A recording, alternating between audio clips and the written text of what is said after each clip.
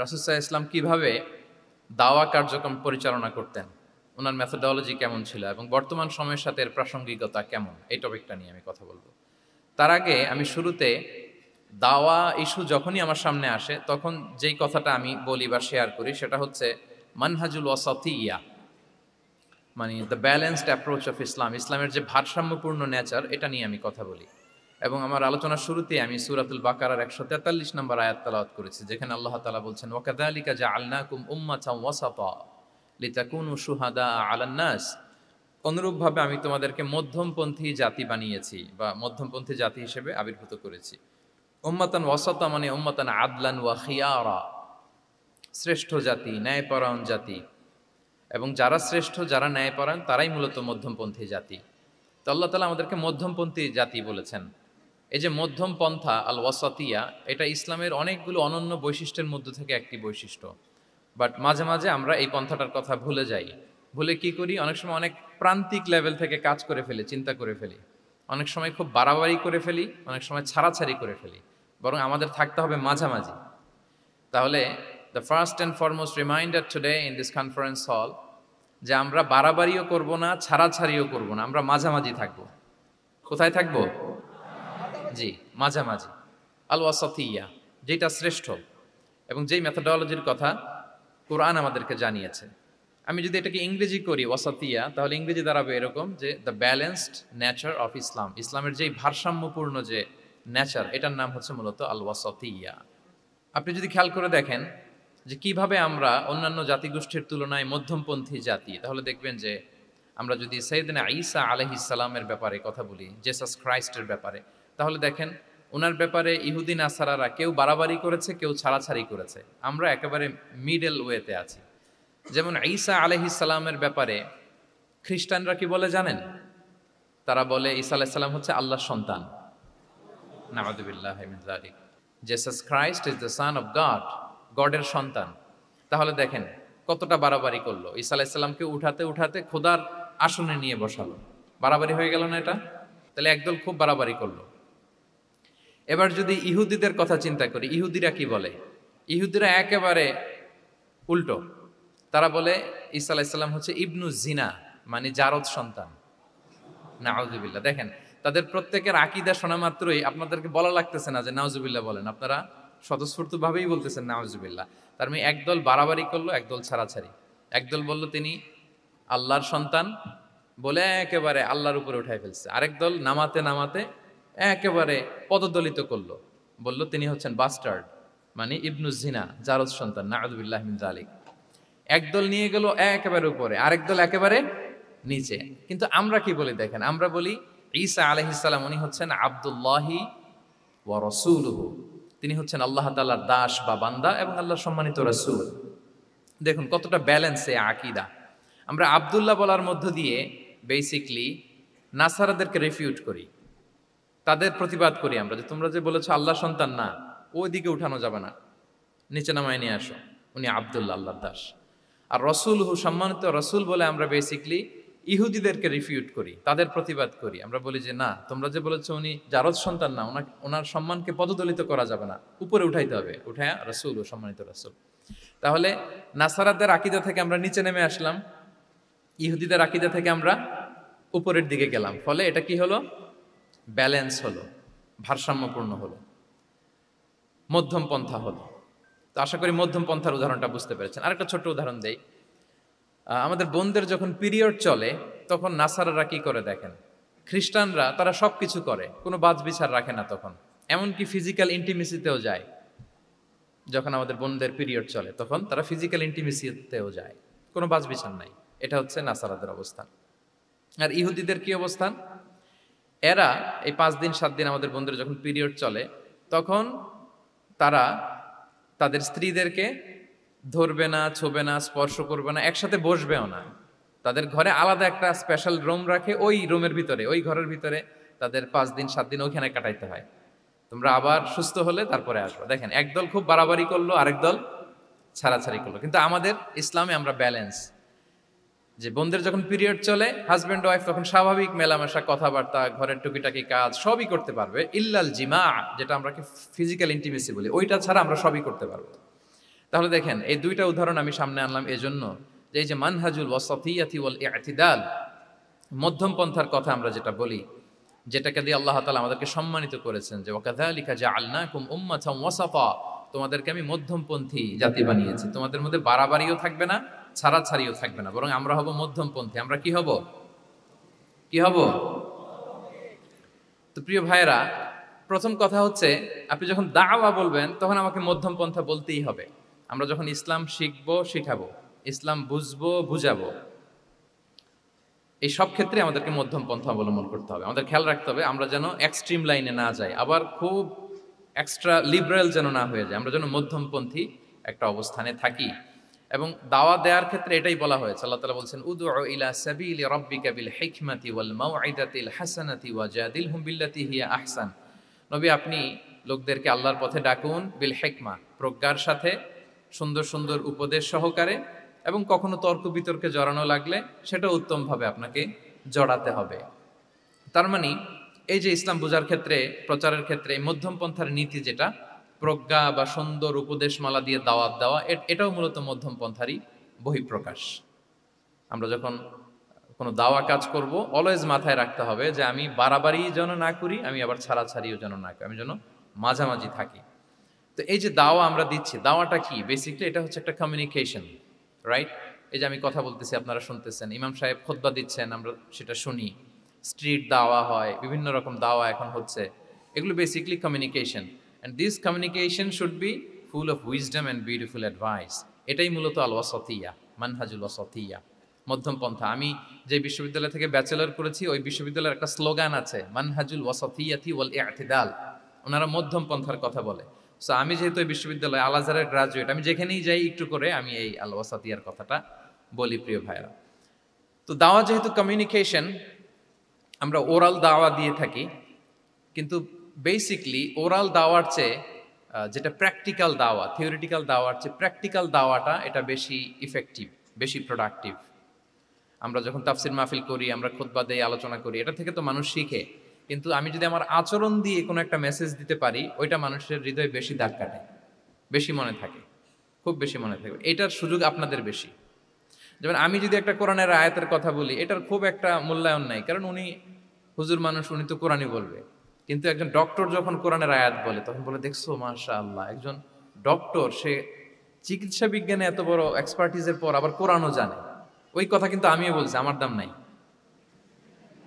কিন্তু আপনাদেরকে কত সম্মানের চোখে দেখা হচ্ছে। আবার দেখেন, 5 ওয়াক্ত সালাত আদায় করা জামাতের সাথে, ফরজ সালাতগুলো, এটা তো মানে করতেই হবে, কম্পালসারি।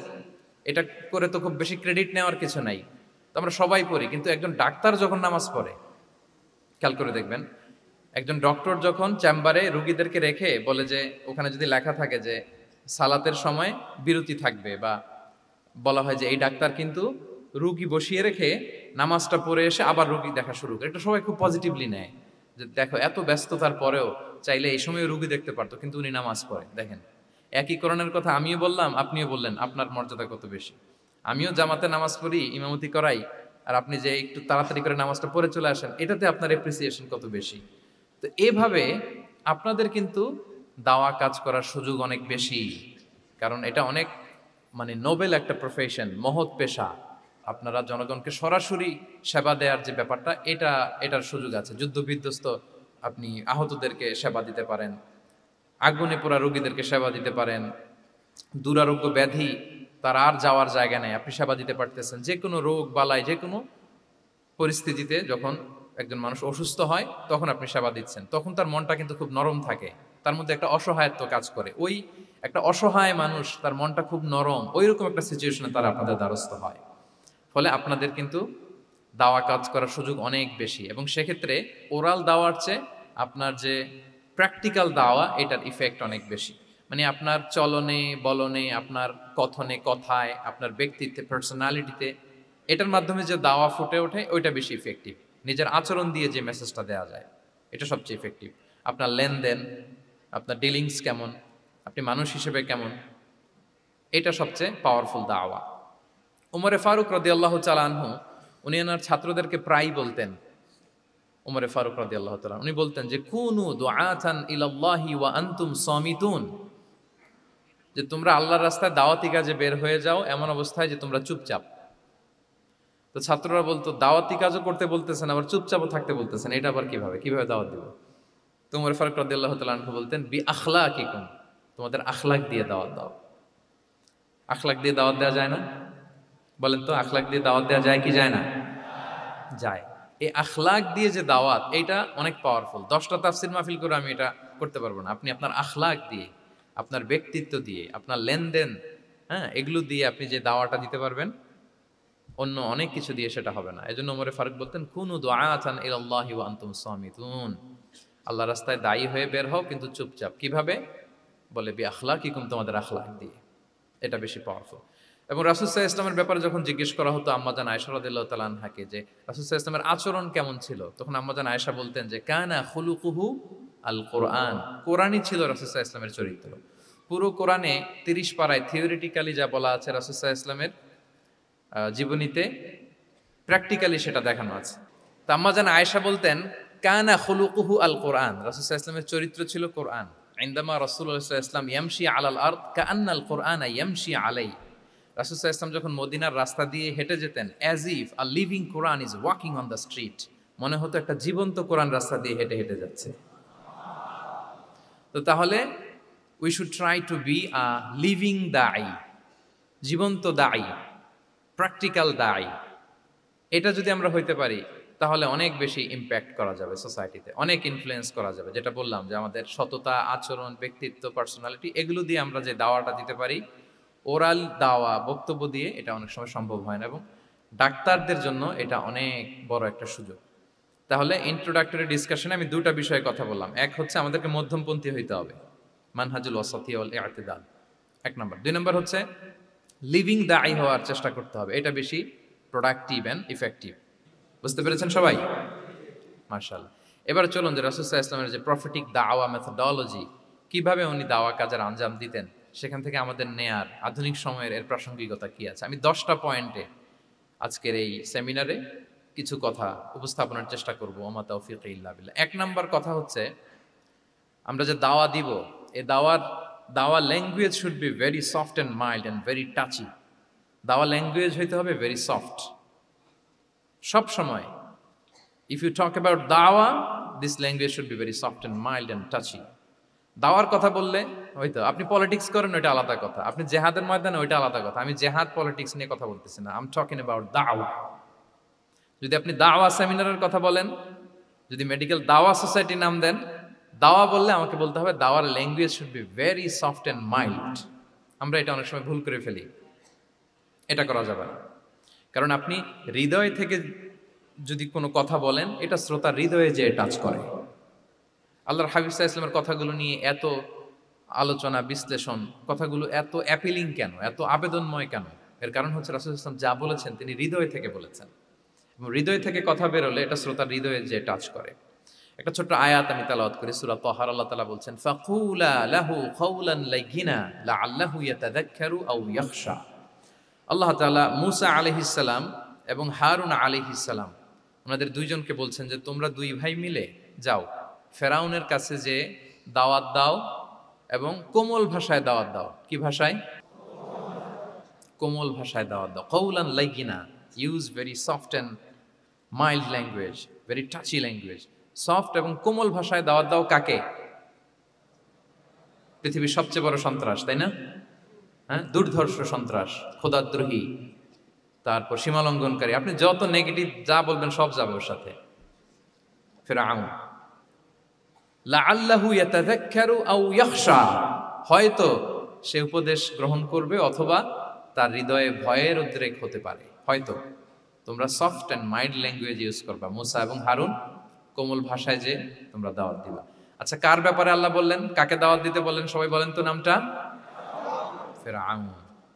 আচ্ছা, ফেরাউনের ক্ষেত্রে আল্লাহ তাআলা বললেন যে soft and mild language use করো, নরম ভাষা। আমাকে উত্তর দেন, আমাদের কারেন্ট সময় আমরা যাদেরকে জালিম বলি, যাদেরকে খারাপ বলি, ফাসিক বলি, পাপাচারী, ধরেন যে আমার মতে বা আপনাদের মতে যে সবচেয়ে খারাপ, পাপাচারী, জালিম, ওই জালিমটা কি ফেরাউনের চেয়েও বড় জালিম?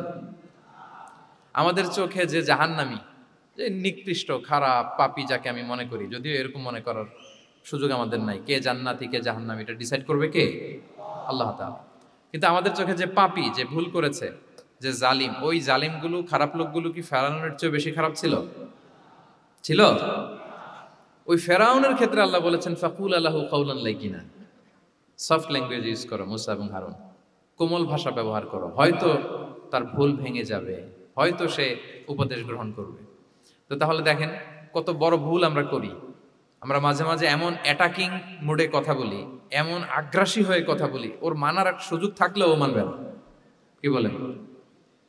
যাও মানার একটু ইচ্ছা ছিল, আমার এই অ্যাটিটিউডের কারণে সে আর এটা শুনবে না। এটাই মানুষের স্বভাব। আপনি আগ্রাসী হয়ে অ্যাটাকিং হয়ে কথা বলে মানুষ এটা শোনে না। তাহলে দাওয়ার প্রফিটিক 1 নাম্বার মেথোডোলজি হচ্ছে দাওয়ার ল্যাঙ্গুয়েজ হইতে হবে very soft and very mild. আল্লাহ তাআলা সূরাতু আলে ইমরানে বলছেন ফাবিমা রাহমাতিম মিনাল্লাহি লিনতা লাহুম ওয়ালাউ কুনতা ফাদদান গালিযাল কলবি লানফাদ্দু মিন হাওলিক। নবী হে, আল্লাহর অনুগ্রহে আল্লাহর রহমতে আপনি কোমল ভাষী হয়েছেন। আপনি কোমল ভাষী না হয়ে যদি রূঢ় ভাষী হতেন তাহলে মানুষজন আপনার কাছ থেকে ভেগে ভেগে পালাতো। কিন্তু আমরা দেখতাম যে সাহাবারা রাসূল সাল্লাল্লাহু আলাইহি ওয়াসাল্লামের কাছে শুধু জড়ো হইতে চেত, দেখা করতে চেত, রাসূলকে ঘিরে রাখতো, এত পছন্দ করতো রাসূল সাল্লাল্লাহু আলাইহি ওয়াসাল্লামের কোমল আচরণের কারণে। ইভেন ফ্যামিলিতে কোনো সমস্যা হলে অনেক সাহাবারা বলতেন ফ্যামিলির সাথে সমস্যা হলেও তারা রাসূলের কাছে চলে আসতো। এমনকি কারো পেটে ক্ষুধা লাগলেও তারা রাসূলের দরবারে চলে আসতো। তারা বলতো রাসূল সাল্লাল্লাহু আলাইহি ওয়াসাল্লামের চেহারার দিকে তাকালেই আমাদের ক্ষুধা মিটে যেত। কি কোমল ভাষী ছিলেন, কত সুন্দর সফট ল্যাঙ্গুয়েজ রাসূল সাল্লাল্লাহু আলাইহি ওয়াসাল্লাম ইউজ করেছেন। হ্যাঁ, রাসূল সাল্লাল্লাহু আলাইহি ওয়াসাল্লাম কখনো যে কঠোর ভাষায় কথা বলতেন না তা না, মাঝে মাঝে বলতেন, কিন্তু বেশিরভাগ ওনার দাওয়া ছিল সফট অ্যান্ড মাইল্ড। মাঝে মাঝে প্রেক্ষাপটের আলোকে রাসূল সাল্লাল্লাহু আলাইহি ওয়াসাল্লাম অনেক সময় তেজস্বী জ্বালাময়ী ভাষণ দিতেন, মনে হতো ব্যাটালিয়নকে কমান্ড করছেন। এটা মাঝে মাঝে চেহারা লাল হয়ে যেত, গড়গড় করতেন যুদ্ধের আগে। কিন্তু রেগুলার বেসিসে রাসূল সাল্লাল্লাহু আলাইহি ওয়াসাল্লাম খুব কোমল ভাষায় কথা বলতেন। তাহলে 1 নম্বরে যেটা জানলাম, যদি আপনি দাওয়া মেন্টালিটি, দাওয়া মোডে থাকতে চান, আপনার ভাষা হতে হবে শক্ত না নরম? সফট হইতে হবে, কোমল। কারোর প্রতি আগ্রাসী হয়ে যেন আমরা কথা না বলি, অ্যাটাকিং মুডে যেন না বলি, বললেও শুনবে না। এটাই মানুষের নেচার, সফট ল্যাঙ্গুয়েজে বলতে হয়। ফেরাউনকে যদি বলা হয় ওর সাথে ভালোভাবে বলো, তো আমাদের আশেপাশে যারা আছে এরা তো আরো এদেরকে সম্মান দিয়ে নরম করে বলা উচিত। কি বলেন? জি, 1 নম্বর গেল। 2 নম্বর হচ্ছে দাওয়াকে ফলপ্রসূ করতে হলে রাসূল সাল্লাল্লাহু আলাইহি ওয়াসাল্লাম যেটা করতেন, শ্রোতাদের অনেক সময় মনোযোগ আকর্ষণের জন্য উনি অনেক ধরনের টুলস, অনেক ধরনের জিনিস তিনি ব্যবহার করতেন। যেমন একটা পদ্ধতি রাসূল সাল্লাল্লাহু আলাইহি ওয়াসাল্লামের ছিল, রাসূল সাল্লাল্লাহু আলাইহি ওয়াসাল্লাম মানুষের আকর্ষণ বৃদ্ধির জন্য মাঝে মাঝে প্রশ্ন ছুড়ে দিতেন অডিয়েন্সকে, drawing attention of the listener by throwing questions. Question throw করার মাধ্যমে অ্যাটেনশন গ্রো করতেন। হাদিসে এরকম অনেক উদাহরণ পাওয়া যায়। একটা ছোট্ট হাদিস শেয়ার করি, সহিহ মুসলিমে এসেছে। রাসূল সাল্লাল্লাহু আলাইহি ওয়াসাল্লাম একবার সাহাবাদেরকে বললেন, ইন্না মিনাশ শাজারি শাজারাতান লা ইয়াসকুতু ওয়ারাকুহা মাসালুহা মাসালুল মুসলিম। রাসূল সাল্লাল্লাহু আলাইহি ওয়াসাল্লাম জিজ্ঞেস করলেন, তোমরা কি কেউ বলতে পারবা বৃক্ষরাজির মধ্যে একটা বৃক্ষ আছে, গাছের মধ্যে একটা গাছ আছে যেই গাছের কখনো পাতা ঝরে না, ওই গাছের পাতা কখনো ঝরে না। এর দৃষ্টান্ত হচ্ছে মুসলিমের দৃষ্টান্তের মতো।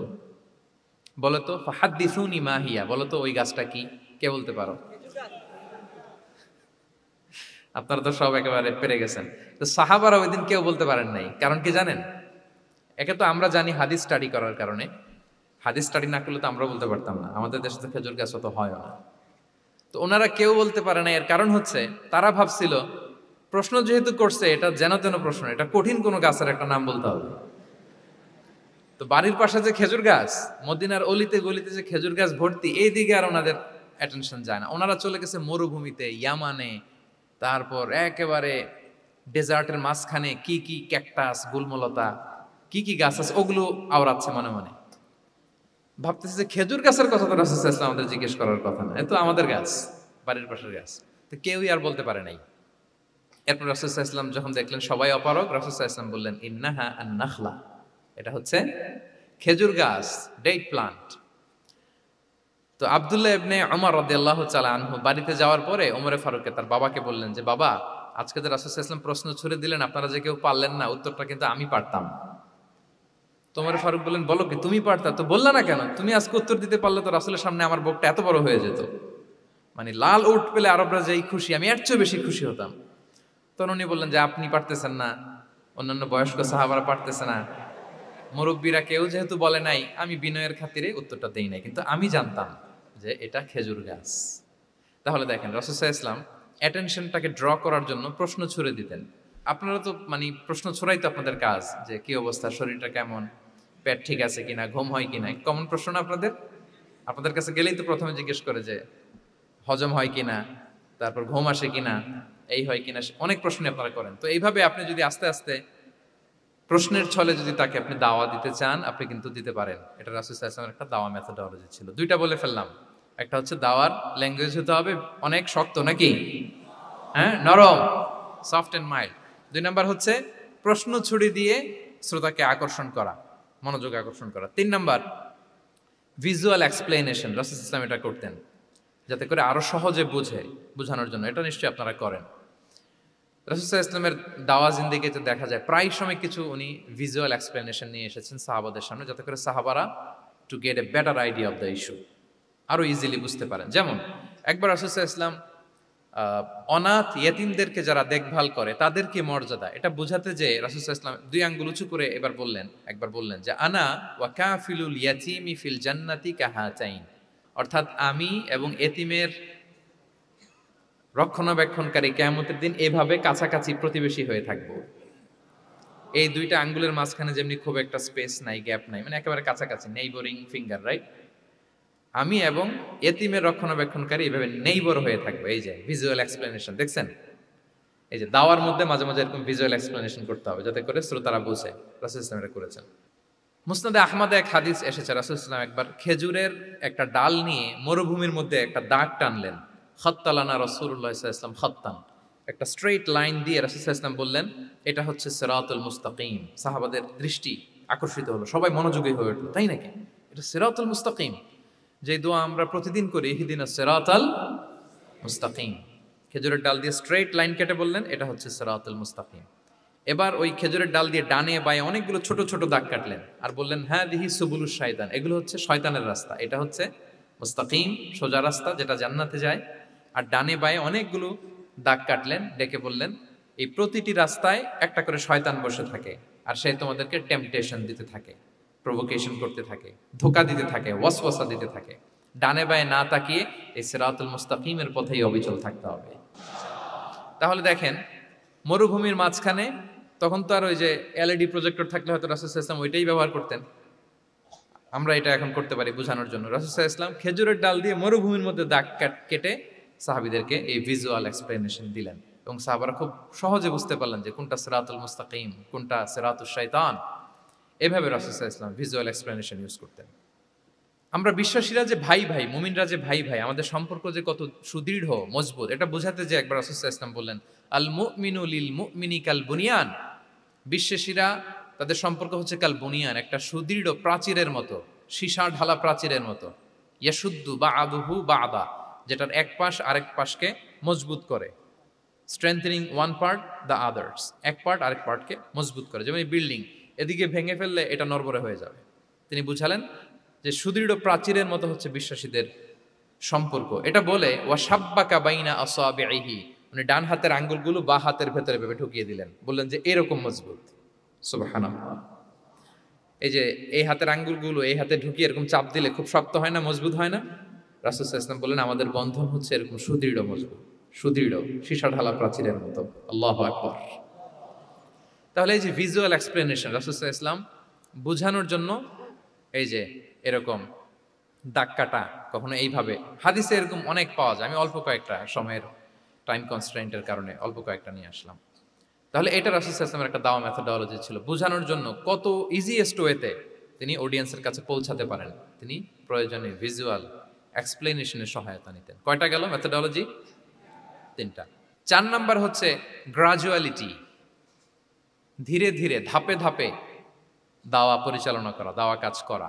এটাতে অনেক সময় আমরা ভুল করে ফেলি। আমরা অনেক সময় একটু রাশিং মেন্টালিটিতে থাকি, তাড়াহুড়ো। একজন ভাই নতুন দিনে ফিরছে, আগে হয়তো সংশয়বাদী ছিল, নাস্তিক ছিল, প্র্যাকটিস করতো না, এখন সে প্র্যাকটিসের ইচ্ছা করছে। এই সুযোগ পেয়ে আমি তারে বলা শুরু করলাম নামাজ পড়তে হবে, রোজা রাখতে হবে, যাকাত দিতে হবে, তোমার ওয়াইফের পর্দা করাইতে হবে, হালাল হারাম ও কয়েক ছাড়ছে, আমার সম্ভব না। ও বলবে ভাই আগে যাচ্ছিলাম ওইটাই ভালো ছিল, এতগুলো তো আমি মানতে পারবো না। তো এই যে আপনি তাকে দিন থেকে ভাগালেন, আপনার দাওয়া মেথোডোলজি জানা না থাকার কারণে আপনি তাকে ভাগালেন। একসাথে আপনি এত কথা বলবেন না। নতুন যখন কেউ দিনে ফিরে তাকে আপনি একসাথে এত কথা বলবেন না। নতুন যখন কোনো বোন ইসলামে আসতে চায় তাকে আপনি কঠিন করে বলবেন না। উপরে আমাদের বোনরা আছে, তাদেরকেও আমি বলবো সহজ করে বলেন। প্রথমে নামাজের কথা বলেন, নামাজ আস্তে আস্তে পড়ুক যতটুকু পারুক। প্রথমে হয়তো 5 ওয়াক্ত পারবে না, 1 ওয়াক্ত 2 ওয়াক্ত দিয়ে শুরু করবে, এরপর আস্তে আস্তে 5 ওয়াক্ত যাবে।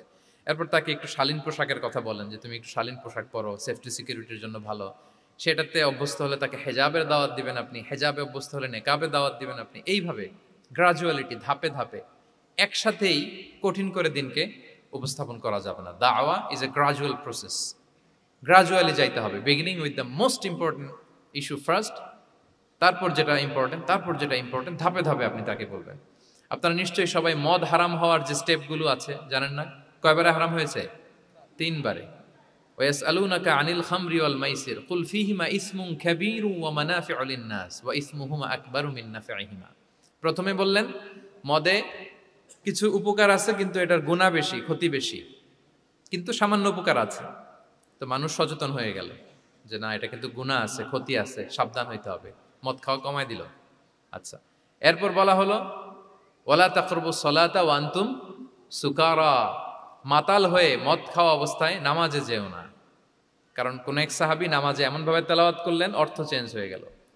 ফলে দিনে 5 বার মদ খাওয়া যাবে না। এই আয়াত দিয়ে তো তাই বোঝা যায়, তাই না? 5 বারের জন্য যখন সাবধান হয়ে গেল, আরো তারা অভ্যস্ত হয়ে গেল।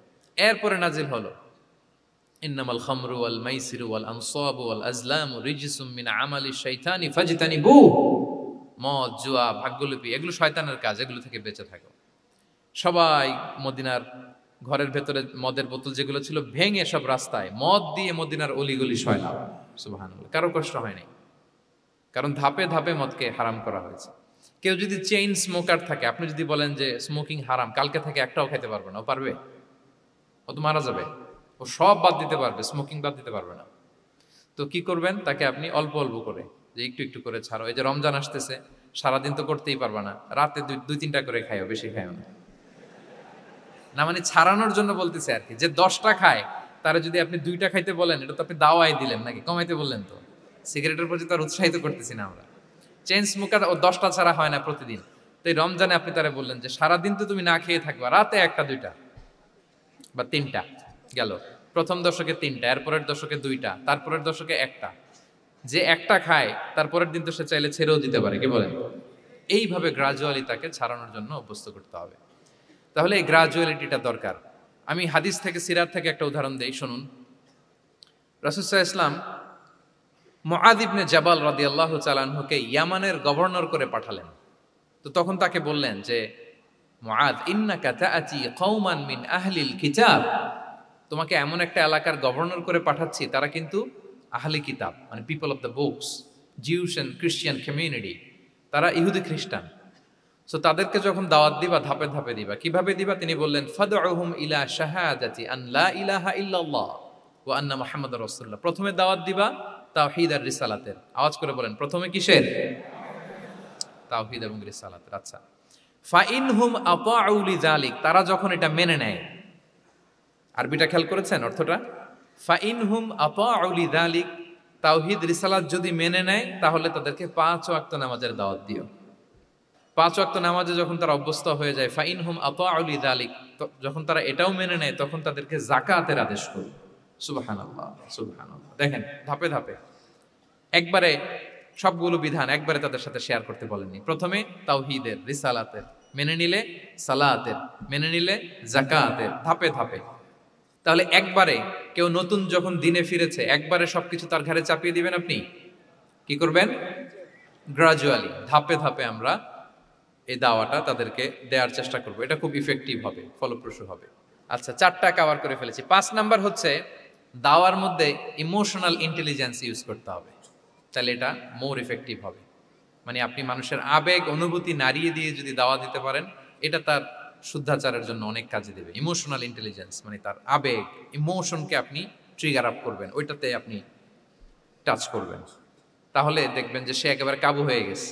এটা রাসূল সাল্লাল্লাহু আলাইহি ওয়াসাল্লামের সিরাতে আমরা অনেক সময় দেখেছি যে ইমোশনাল ইন্টেলিজেন্সকে কাজে লাগিয়ে রাসূল সাল্লাল্লাহু আলাইহি ওয়াসাল্লাম তার আবেগ অনুভূতিতে এমনভাবে নাড়া দিয়েছেন তাকে আল্লাহ তাআলা হেদায়েতের রাস্তায় নিয়ে এসেছে। সুবহানাল্লাহ। একটা ছোট্ট উদাহরণ দেই, মুসনাদে আহমদ ইবনে হাম্বলের হাদিস, কিভাবে ইমোশনাল ইন্টেলিজেন্স রাসূল সাল্লাল্লাহু আলাইহি ওয়াসাল্লাম ইউজ করতেন, আবেগ অনুভূতিকে কিভাবে নাড়া দিতেন রাসূল সাল্লাল্লাহু আলাইহি ওয়াসাল্লাম। এক যুবক এসে সাহাবাদের সামনে রাসূল সাল্লাল্লাহু আলাইহি ওয়াসাল্লামকে বললেন, ইয়া রাসূলুল্লাহ ইযান লি বিজিনা, হে আল্লাহর রাসূল আপনি আমাকে জিনার অনুমতি দেন। নাউযুবিল্লাহ। কিসের? জিনার, মানে ব্যভিচারের অনুমতি দেন। ব্যভিচার বা জিনার অনুমতি দেন। আশেপাশের সাহাবারা তো রেগে মেগে আগুন।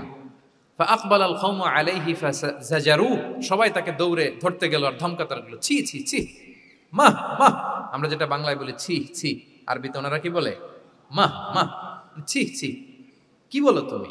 লজ্জা শরমের মাথা খেয়ে তুমি রাসূলুল্লাহর দরবারে এসে বলতেছো, হে আল্লাহর রাসূল আপনি জিনার অনুমতি দেন। যে রাসূল আল্লাহর পক্ষ থেকে বাণী শোনায়, ওয়ালা তাকরাবুজ জিনা, তোমরা ব্যভিচারের নিকটবর্তীও হয়ো না, আর তুমি সেই নবীর কাছে এসে আবদার করতেছো জিনার অনুমতি দেন। তারা যখন তেরে আসলো এই যুবকের দিকে, রাসূল সাল্লাল্লাহু আলাইহি ওয়াসাল্লাম তাদেরকে থামালেন, বললেন যে তোমরা থামো, যুবককে ডেকে আনো আমার কাছে। যুবককে নিয়ে আসা হলো। রাসূল সাল্লাল্লাহু আলাইহি ওয়াসাল্লাম তাকে পরম আদরে কাছে টেনে নিলেন। এবার তাকে জিজ্ঞেস করলেন, তুমি জিনার অনুমতি চাও না? বলে যে ইয়া রাসূলুল্লাহ, জি জিনার অনুমতি চাই। তখন রাসূল সাল্লাল্লাহু আলাইহি ওয়াসাল্লাম বললেন, তুমি আমাকে উত্তর দাও তো, তুমি বলো তো যে আতুহিব্বুহু লি উম্মিক, তুমি কি পছন্দ করবে যে কোনো পরপুরুষ তোমার মায়ের সাথে এই জিনাটা করুক? তোমার এটা ভালো লাগবে? সে বলে লা ইয়া রাসূলুল্লাহ, না কখনো না, আমার মায়ের সাথে কেউ এই পাপাচারে লিপ্ত হবে এটা কোনো মানুষ মেনে নেবে না। আমি কেন, কেউ মেনে নেবে না।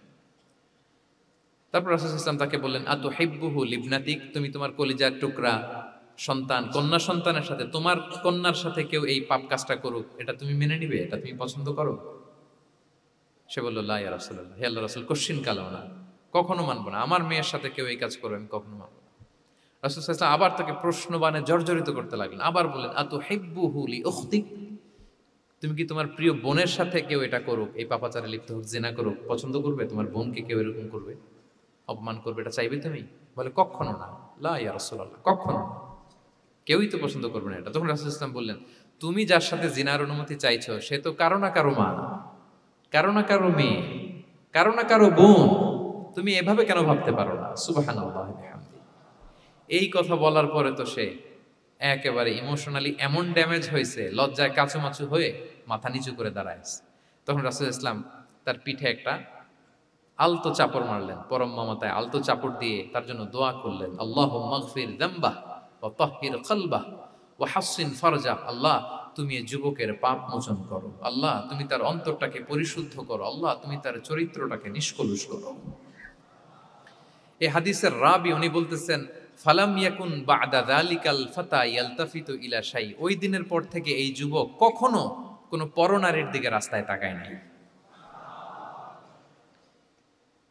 এই ইমোশনালি যখন তাকে দুর্বল করা হলো, তাকে যখন এইভাবে রাসূল সাল্লাল্লাহু আলাইহি ওয়াসাল্লাম প্রেজেন্টেশন করলেন, হাদিসের বর্ণনাকারী বলেন এরপরে আমরা কোনোদিন তাকে পরনারীর দিকে তাকাতে দেখি নাই। তার হৃদয়টাকে আল্লাহ তাআলা পরিশুদ্ধ করে দেন। রাসূল সাল্লাল্লাহু আলাইহি ওয়াসাল্লাম ওয়ায়ুযাক্কিহিম, কিভাবে মানুষকে পরিশুদ্ধ করতে দেখেন, কিভাবে তার আবেগ অনুভূতিকে নাড়িয়ে তার চিন্তার জগতে আলোড়ন সৃষ্টি করে তাকে এমনভাবে কাবু করলেন যে রাসূল সাল্লাল্লাহু আলাইহি ওয়াসাল্লাম যেই দিকে তাকে গাইড করতেছে এখন সে সেদিকেই যেতে বাধ্য। সো এইটা আমাদেরকে করতে হবে, ইমোশনাল ইন্টেলিজেন্স কাজে লাগিয়ে মানুষের আবেগ অনুভূতিতে নাড়া দিয়ে যদি আপনি তাকে কোনো কথা, কোনো বার্তা, কোনো নাসিহাত করেন, তখন সেটা সে শোনে। এমন শুনে এমনভাবে সে হেদায়েতের পথে আসে যেটা আমরা কল্পনাও করতে পারি না। তাহলে এটা যেন আমরা করি, এটা খুবই প্রোডাক্টিভ, এটা খুবই ইফেক্টিভ, এটা খুবই ফ্রুটফুল, কাজে দেয় মানুষকে ইমোশনালি তাকে দেওয়া। এই পয়েন্টটা বুঝতে পেরেছেন তো সবাই, না? আলহামদুলিল্লাহ। 6 নাম্বার মেথোডোলজি হচ্ছে দাওয়া should be full of love. দাওয়া বললে এটার সাথে লাভ থাকতে হবে, লাভ, ভালোবাসা। যদি আপনি দাওয়া বলেন এখানে লাভ থাকতে হবে, ইট কামস উইথ লাভ, ভালোবাসা। ভালোবাসা দিয়ে আপনি মানুষের হৃদয় জয় করতে হবে। আমরা দায়ীরা অনেক সময় বেশি জাজমেন্টাল হয়ে যাই। আরব শায়েকরা বলে যে নাহনু দুআত লাসনা কুদাত, আমরা দায়ী, আমরা জাজ নই, উই আর নট জাজেস। আমাদের অনেক দায়ীরা আমরা ভুল করে ফেলি, আমরা বলি যে ও খারাপ, ও এইটা, ও জাহান্নামী, ও খারিজ, এরকম আমরা সবাইকে নাকচ করি। মনে হয় যেন সবাইরে জাহান্নামে পাঠাই, আমি একা জান্নাতে যেতে পারলেই সফল। আচ্ছা বলেন তো, সব গেল জাহান্নামে, আপনি একা শুধু জান্নাতে, ভাল লাগবে আপনার? এই যে আজকে আমরা এখানে সবাই ছাত্র, শিক্ষক, ডিস্টিংগুইশ গেস্টরা, উপরে আমাদের বোনরা, কত ভালো লাগতেছে না? ধরেন যে ২৫০০ সিটিং ক্যাপাসিটির এই চীন মৈত্রী সম্মেলন কেন্দ্রে কেউ নাই, শুধু আপনি একা। এই বিশাল হল রুমে কেউ নাই, আপনি একা। ভাল লাগবে? তো সবাইকে জাহান্নামে পাঠিয়ে শুধু আমি জান্নাতে গেলে এটা আমার ভাল লাগবে না ওই জান্নাতে। সো আমরা কিভাবে আমাদের জান্নাতের দলকে ভারী করতে পারি, এই চেষ্টাটা আমাদের বেশি বেশি করতে হবে। কি বলেন? তাহলে দাওয়া should be full of love, কারণ ভালোবাসা দিয়ে যা জয় করা যায়, কঠোরতা দিয়ে তা পারা যায় না। ভালোবাসা দিয়ে আপনি যেটা করতে পারবেন, কঠোরতা দিয়ে কখনো সেটা করতে পারবেন। আসুন আমরা হাদিস থেকে শুনি, সিরাত থেকে শুনি। আল্লাহর হাবিব সাল্লাল্লাহু আলাইহি ওয়াসাল্লাম মসজিদে নববীতে বসে আছেন সাহাবাদেরকে নিয়ে। হঠাৎ এক বেদুইনের আগমন। বেদুইন মানে যার মধ্যে নগর জীবনের কোনো নিয়ম কানুন সে দেখেনি, জানে না, বোঝে না। সিভিলাইজেশন বলতে যেটা বুঝি, ভদ্রতা, কার্টিসি, ম্যানার, এটা সে শিখেনি। এরকম এক বেদুইন অনেক দূর পল্লী থেকে মদিনার মসজিদে নববীতে এসেছে, কিন্তু সে ইসলাম ধর্ম গ্রহণ করেছে, মুসলিম। তো মসজিদে ঢুকে সে 2 রাকাত নামাজ পড়তেছে। এসে যে রাসূলকে সালাম দিবে, কথা, ওই কার্টিসিটাও নাই। রাসূল সাল্লাল্লাহু আলাইহি ওয়াসাল্লাম বসা ওইদিকে সাহাবাদের নিয়ে, সে তার মতো এসে এক জায়গায় মসজিদের সাথে তার উট বেঁধে সে 2 রাকাত নামাজ পড়ে দোয়া করতেছে আল্লাহর কাছে। কি দোয়া জানেন? দোয়ার মধ্যেও কাটিসি নাই। দোয়াতে বলে, ইয়া আল্লাহ, আল্লাহুম্মা আরহামনি ওয়ারহাম মুহাম্মাদা ওয়ালা তারহাম মা'ানা আহাদা। মানে আল্লাহ, তুমি শুধু আমারে রহম করো আর মুহাম্মদ সাল্লাল্লাহু আলাইহি ওয়াসাল্লামের রহম করো, আমাদের সাথে আর কাউরে রহম করো না তুমি। বেদুইন, তার মধ্যে আদাবু দোয়া, দোয়ার যে একটা এটিকেটস আছে, এটা তো তার জানা নাই। দোয়ায় অন্যদের জন্য দোয়া করলে যে নিজের লাভ, এটা সে জানতো না। আমি যদি বলি যে আল্লাহ এই ভাইদেরকে তুমি কবুল করো, তখন ফেরেশতারা বলে আল্লাহ যিনি দোয়া করতেছে আগে তাকে তুমি কবুল করো। কেউ অসুস্থ, আমি যদি বলি আল্লাহ আমার এই ভাইকে তুমি সুস্থ করো, আল্লাহর ফেরেশতারা বলে আল্লাহ যিনি দোয়া করলেন আগে তার রোগ বালাই থাকলে আগে তাকে সুস্থ করো। তো এই যে দোয়ার এটিকেটস, আদাব ও দোয়া, এটা সে জানতো না। সে দোয়া করতেছে আল্লাহুম্মা আরহামনি ওয়ারহাম মুহাম্মাদা ওয়ালা তারহাম মা'ানা আহাদা, শুধু আমারে রহম করো, মুহাম্মদ সাল্লাল্লাহু আলাইহি ওয়াসাল্লাম রহম করো, আর কাউরে না। তো রাসূল সাল্লাল্লাহু আলাইহি ওয়াসাল্লাম দূর থেকে দেখতেছেন এই দোয়া আর বলতেছেন যে হায় রে, একটা প্রশস্ত জিনিসকে সে সংকীর্ণ বানায় ফেললো। আল্লাহর কাছে কি রহমের কোনো কমতি বা ঘাটতি আছে? নাই। সে তো দোয়াতে সবাইকে ইনক্লুড করতে পারতো। তো রাহমাতাল লিল আলামিন আল্লাহর হাবিব সাল্লাল্লাহু আলাইহি ওয়াসাল্লাম তিনি বুঝতে পেরেছেন যে এই লোকটা আসলে বেদুইন, তার মধ্যে ওই কার্টিসি নাই। তো তিনি ফলো করতে লাগলেন যে দেখি লোকটা কি করে। তো লোকটা দোয়া টোয়া করেই এবার যে মসজিদের এক কর্নারে বসে ওখানেই পেশাব করা শুরু করলো। মানে কোনো কার্টিসি, নিয়ম, ভদ্রতা তার জানা নাই। তো তাকে পেশাব করতে দেখে বাকি লোকেরা তো তাকে ধরতে গেল, মারতে গেল। রাসূল সাল্লাল্লাহু আলাইহি ওয়াসাল্লাম বললেন, দাউ, রাখো রাখো, আরে থামো থামো, ওকে কাজ সারতে দাও, ওকে ওর কাজ সারতে দাও। কারণ আপনারা এটা ভালো জানেন যে ওয়াশরুম সারা অবস্থায় যদি কেউ বাইরে থেকে জোরে ডাক দেয় তাহলে অবস্থা খারাপ আছে, ঠিক কিনা বলেন? কেউ টয়লেট সারতেছে ওয়াশরুমে, তখন যদি আপনি জোরে নক করেন এটা তার ক্ষতি হয়, কারণ আগে তাকে ওইটা পাস করতে হবে স্মুথলি। এটাও একটা এটিকেটস যে কেউ ওয়াশরুমে গেল, আমাকেও যেতে হবে, তো আমি যে বারবার ডিস্টার্ব না করে ওখানে একটু পায়চারা করতে পারি, একটু হালকা মৃদু শব্দে কাশে দিতে পারি, বা আমি যে বাইরে আছি, সামওয়ান ইজ ওয়েটিং আউটসাইড, এটা তাকে বুঝাতে পারি। কিন্তু অনেকে যে কি করে, ধাম ধাম করার যখন শুরু করে ওই বেচারার তো অবস্থা টাইট। এটা যেন আমরা না করি, এই শিক্ষাটা কিন্তু এই হাদিস থেকে পাই। রাসূল সাল্লাল্লাহু আলাইহি ওয়াসাল্লাম বললেন, দাউ দাউ, রাখো রাখো, আরে ছাড়ো ছাড়ো, ও তো এখন করতেছে, ইউরিন পাস করতেছে, রাখো, ওটাও সারুক, আগে সারুক, আমরা পরে ডিল করি। তো সবাইকে তিনি থামালেন, ও সারল। এবার রাসূল সাল্লাল্লাহু আলাইহি ওয়াসাল্লাম বললেন, এবার তোমরা যে ওয়াহারিকু আলা বাউলিহি সাজলান মিন মা, যেহেতু মসজিদে নববীর ফ্লোর ছিল বালুর ফ্লোর, শুকিয়ে যাবে, বললেন যে ওর পেশাব করা জায়গার উপর 1 বালতি পানি ঢেলে দাও। সাহাবারা দিল। আর এই বেদুইন লোককে রাসূল সাল্লাল্লাহু আলাইহি ওয়াসাল্লাম কাছে টেনে নিলেন, যে তাকে খুব ভালোবাসা দিয়ে বললেন, কি অবস্থা তোমার, কোত্থেকে আসছো, সব খোঁজ খবর নিয়ে বললেন যে তুমি যে এইখানে নামাজ পড়লা, এরপরে আবার এই কাজটা সারলা, তুমি কি জানো এইখানে আল্লাহর জিকির করা হয়, এটা আমাদের ইবাদতগাহ, এখানে আমরা রবের জিকির করি, তার কাছে ফরিয়াদ করি, সবাই মিলে এই কমিউনিটির সবাই এখানে আসে, এই কমিউনিটির, মদিনার কমিউনিটির সবাই মিলে, নারী পুরুষ নির্বিশেষে আমরা এসে এখানে আল্লাহর কাছে ফরিয়াদ করি, দোয়া করি, ইবাদত করি, কোরআন তেলাওয়াত করি, এটা আমাদের ইবাদতগাহ। এইখানে কি এমন কাজটা করা তোমার ঠিক হলো? সে তো লজ্জায় কাচুমাচু হয়ে রাসূল সাল্লাল্লাহু আলাইহি ওয়াসাল্লামের কাছে ক্ষমা চাইতেছে। সুবহানাল্লাহ ওয়া বিহামদিহি। একটা কঠিন পরিস্থিতিকে ভালোবাসা দিয়ে রাসূল সাল্লাল্লাহু আলাইহি ওয়াসাল্লাম কোথায় নিয়ে যেতেন, এটাকে পুরো হিস্ট্রি পাল্টে দিতেন, সিনারিও পাল্টে দিতেন। সাহাবারা অবাক হলো, তারাও শিখলো যে না, এরকম করা যাবে না। তখন তাকে এইভাবে ডিল করলেন। আর সাহাবারা যারা রাগারাগি করেছিল, সাহাবিদেরকে রাসূল সাল্লাল্লাহু আলাইহি ওয়াসাল্লাম বললেন, ফাইন্নামা বুইসতুম মুয়াসসিরিন ওয়ালাম তুবআসু মুআসসিরিন। মনে রেখো, তোমরা সহজপন্থী হয়ে প্রেরিত হয়েছো, তোমরা কঠিন কট্টরপন্থী হয়ে, জটিলপন্থী হয়ে প্রেরিত হও নাই। তোমরা কোনো কাজকে জটিলভাবে সমাধানের দিকে যেও না, সহজ করে সলভ করবা। সুবহানাল্লাহ, সুবহানাল্লাহ বিহামদি। তাহলে দেখেন, ভালোবাসা দিয়ে রাসূল সাল্লাল্লাহু আলাইহি ওয়াসাল্লাম ওই বেদুইনকে যেভাবে আদব শিক্ষা দিলেন, তার হৃদয় জয় করলেন, কঠোরতা দিয়ে পারা যেত? বলেন তো, পারা যেত? পারা যেত না। তো 6 নাম্বার দাওয়া মেথোডোলজি হচ্ছে, দাওয়া should be full of love, full of love, full of well wishes. আপনি শুভকামনা, ভালোবাসা, এটা দিয়ে আপনি মানুষের হৃদয়ে যতটুকু জায়গা পাবেন, কঠোরতা দিয়ে পাবেন না। আরেকটা ছোট্ট উদাহরণ দেই। সুমামা ইবনে উসাল রাদিয়াল্লাহু তাআলা আনহু, উনি ইয়ামামার অধিপতি ছিলেন। রাসূল সাল্লাল্লাহু আলাইহি ওয়াসাল্লামকে হত্যা করতে এসেছিলেন গোপনে। কি করতে? হত্যা করতে। কি করতে বলেন সবাই? হত্যা করার জন্য এসেছিলেন। কিন্তু দুর্ভাগ্যক্রমে হত্যা করতে এসে সে ধরা পড়ে গেছে সাহাবীদের হাতে, হত্যা করতে পারে নাই সুমামা ইবনে উসাল। তো সাহাবীরা তাকে ধরে মসজিদে নববীর পিলারের সাথে বেঁধে রাখলো। বেঁধে রাসূল সাল্লাল্লাহু আলাইহি ওয়াসাল্লামকে ডাকলো। তারা বলল যে, ইয়া রাসূলুল্লাহ, দেখেন ইয়ামামা থেকে আসছে সুমামা ইবনে উসাল আপনাকে হত্যা করবার জন্য, তাকে আমরা ধরে ফেলেছি, আমরা বেঁধে রেখেছি। রাসূল সাল্লাল্লাহু আলাইহি ওয়াসাল্লাম তার কাছে যে তার খোঁজ খবর নিলেন প্রথম দিন, এবং তার সামনে যথারীতি তাওহীদ এবং রিসালার দাওয়াত দিলেন। ফিরে আসলেন। ফিরে এসে সাহাবাদেরকে বললেন, তোমাদের ঘরে ভালো রুটি আছে কার কাছে? রুটির কালেকশন, আটা পিষে রুটি বানাতে পারবে। একজন বলল আমি। বললো যে এটা সুমামাকে দিয়ে আসো। তো দিয়ে আসলো। আরেকজন বললো ভালো তাজা খেজুর আছে কার কাছে? এক সাহাবী বললেন আমার কাছে। রাসূল ইসলাম বললেন যাও, এটা সুমামাকে দিয়ে আসলেন। এরপরের দিন রাসূল ইসলাম যে আবার ইসলামের সৌন্দর্য, মাহাসিন আহকামি শারিয়া, ইসলামী শারিয়ার যে বিউটি অফ ইসলাম, এটা তুলে ধরলেন, ইসলামের যৌক্তিকতা তুলে ধরলেন। সে অবাক হতে লাগলো যে কিরে, যুদ্ধবন্দীদের সাথে মুহাম্মদ সাল্লাল্লাহু আলাইহি ওয়াসাল্লাম এবং তার অনুসারীরা এরকম আচরণ করে? সে তো যুদ্ধবন্দী, এত সুন্দর আচরণ। তাকে আবার ইসলামের সুশীতল বাণীগুলোর প্রতি আহ্বান করে রাসূল ইসলাম বাড়িতে এসে এবার নিজের যে উট আছে, উটকে যে পালে, সে রাখালকে বলল, তুমি উটের দুধ দহন করে তাকে কিছু দুধ দিয়ে আসো। সুবহানাল্লাহ। আসছিল রাসূল সাল্লাল্লাহু আলাইহি ওয়াসাল্লামকে কি করতে? হত্যা করতে। তো তাকে ওটের গরম দুধ দিয়ে আসা হলো, সে পেট ভরে খেলো। তৃতীয় দিন এবার রাসূল সাল্লাল্লাহু আলাইহি ওয়াসাল্লাম যে ইসলামের যে ভবিষ্যৎ, ইসলাম মানলে যে জান্নাতে থাকা যাবে, এগুলো সব বললেন, এবং তাকে আরো অনেক মেহমানদারি করলেন, আপ্যায়ন করলেন। 3 দিন যখন রাসূল সাল্লাল্লাহু আলাইহি ওয়াসাল্লাম ইসলামকে তার সামনে এভাবে প্রেজেন্ট করলেন, আপ্যায়ন করলেন, ভালো আচরণ দেখালেন, সে অবাক হয়ে গেল। আল্লাহ তাআলা তার হৃদয়টাকে নূর দিয়ে আলোকিত করে দিলেন।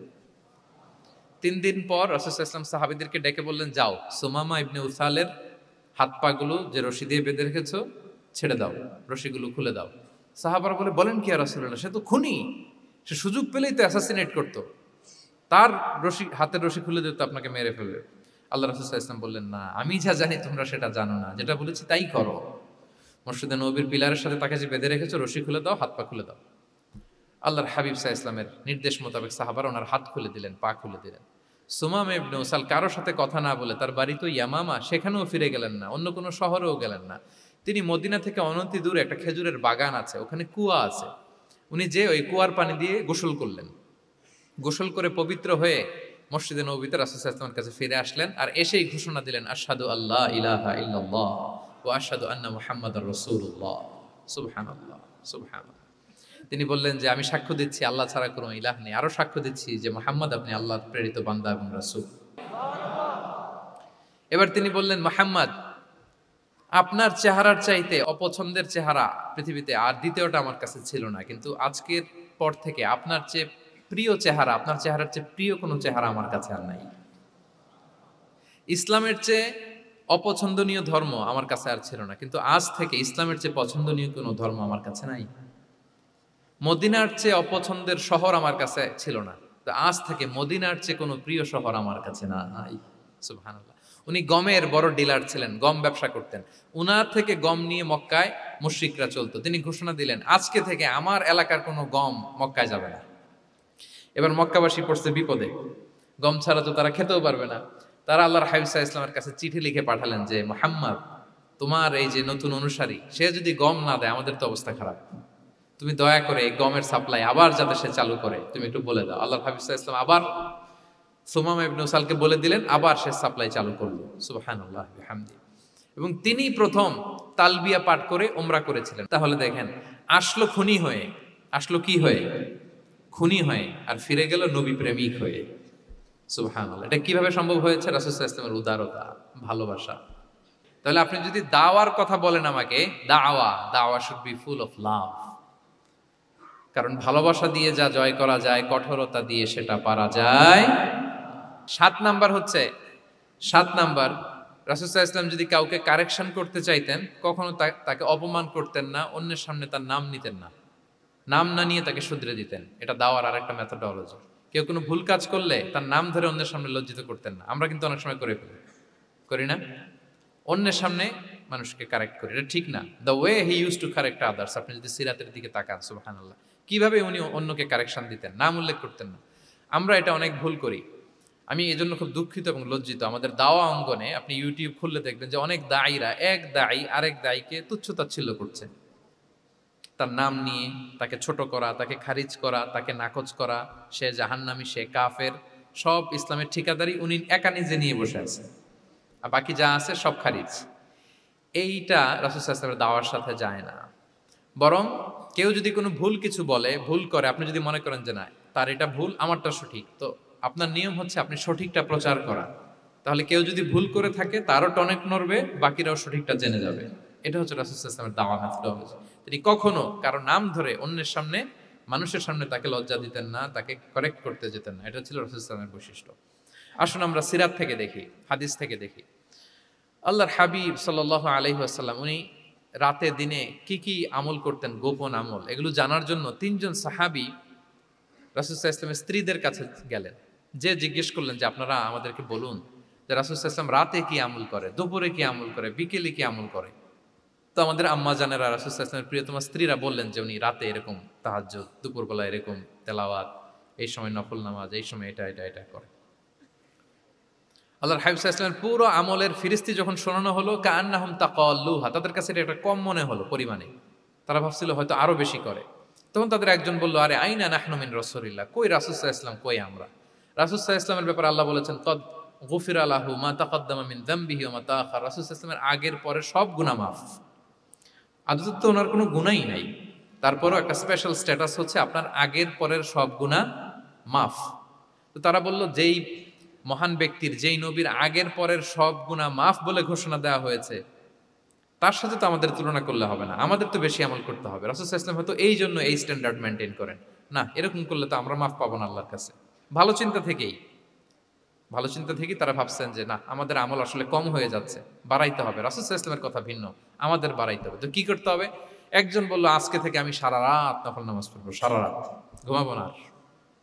নিয়ত করে ফেলছে আমি সারা রাত নফল নামাজ, এশার পর থেকে যে নফল শুরু হবে ফজর পর্যন্ত, ঘুমটম নাই। আচ্ছা, গেল। আরেকজন বলল, আমি সারা বছর রোজা রাখবো, কালকে থেকে যে রোজা ধরবো আর ভাঙবো না, সারা বছর। আচ্ছা। আরেকজন বলল, আমার কয়েকজন স্ত্রী আছে, আমি আর স্ত্রীদের কাছে যাব না, আমি এখন থেকে সন্ন্যাসী, বৈরাগী জীবন যাপন করব, আমি আর কোনো নারীর কাছে যাচ্ছি না। তো এই ঘোষণা যখন তারা দিয়ে ফেলছে, এটা রাসূল সাল্লাল্লাহু আলাইহি ওয়াসাল্লামের কান পর্যন্ত যেয়ে পৌঁছালো। আল্লাহর হাবিব সাল্লাল্লাহু আলাইহি ওয়াসাল্লাম এটা শুনে ফেললেন। শুনে রাসূল সাল্লাল্লাহু আলাইহি ওয়াসাল্লাম এটা অপছন্দ করলেন, কারণ এটা তো রাইট ট্র্যাক না, ওনারা ভুল করতেছে।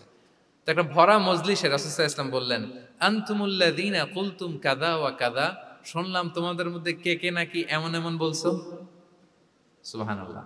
তিনি বলতে পারেন, এই আব্দুল্লাহ দাঁড়াও, এই আব্দুর রহমান স্ট্যান্ড আপ, এই দাঁড়াও, তুমি নাকি এটা বলছো, তুমি এটা বললে তো ওনারা লজ্জা পেতেন না? সবার সামনে লজ্জা পেতেন। উনি এটা না করে কাজ হাসিল হয়ে যাচ্ছে, বললেন আনতুমুল্লাযীনা কুলতুম কাযা ওয়া কাযা। অনেক বর্ণনা এরকম পাওয়া যায়, মা বালু আকওয়ামিন ইয়াফআলুনা কাযা ওয়া কাযা, মা বালু আকওয়ামিন ইয়াকুলুনা কাযা ওয়া কাযা। তাদের কি হলো, তারা এমন এমন বলে, তাদের হলোটা কি, তারা এমন এমন বলে। এইভাবে তিনি শুধরে দিতেন। তো বললেন, তোমাদের মধ্যে কেউ কেউ নাকি এটা বলে, এটা বলে।